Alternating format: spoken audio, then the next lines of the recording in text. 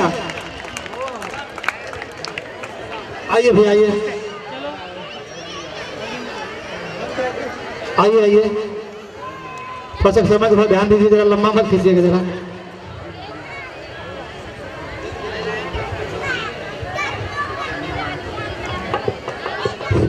बहुत कम समय में आप लोगों के बीच मैं एक छोटा सा भोलेनाथ का भजन।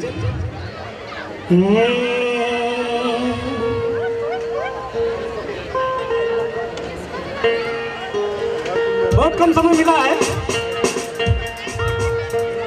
अरे आइल बानी तोहरे सरनावा,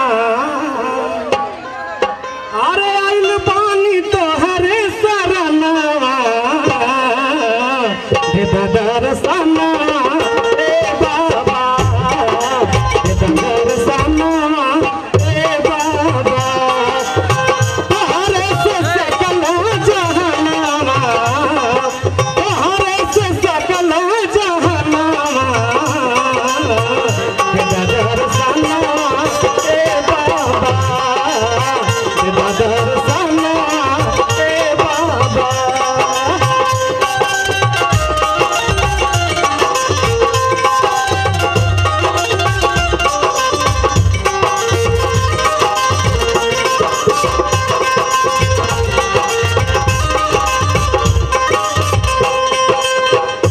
सृष्टि के स्वामी तुम्हें हवा सब जानेला, अंतर्यामी देवता लोग तोहरा के मानेला।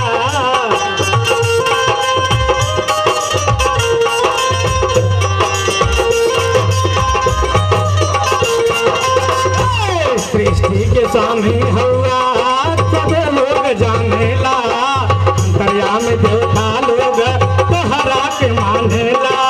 हवा देव सबसे महानावा, हवा देव सबसे महानावा, दे दर्शना रे बाबा, दे दर्शना रे बाबा।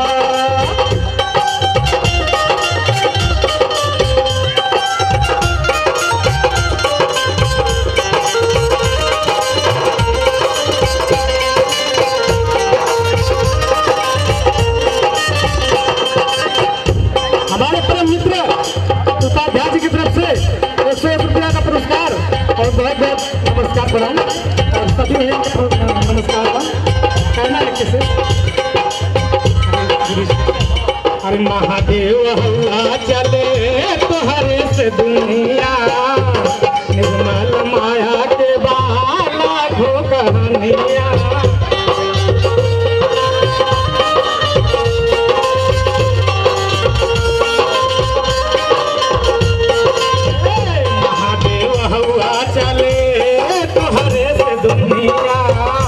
निर्मम माया के बाला भो कहानिया।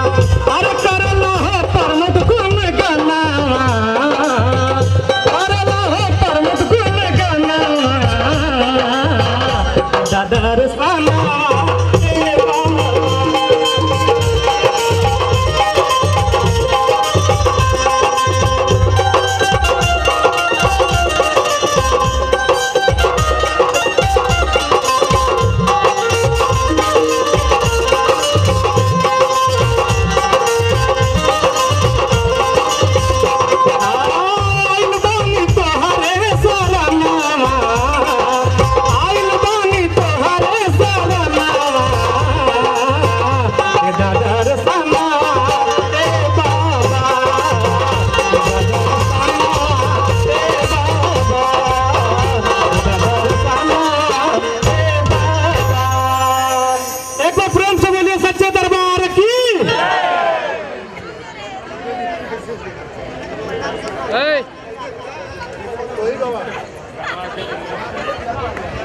Thank you. आइए मैं चाहूंगा भैया ऊपर आ जाइए।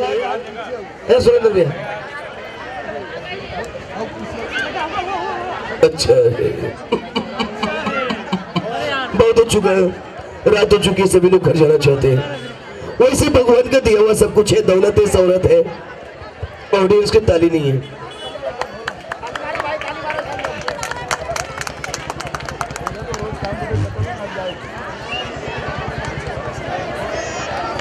चलिए यही भी कार्यक्रम समाप्त हो रहा है दोस्तों। खुश रहे, हंसते रहे, हंसाते रहे, अपने आसपास में सफाई रखें। सफाई रखने से एक अच्छे इंसान की पहचान होती है दोस्तों।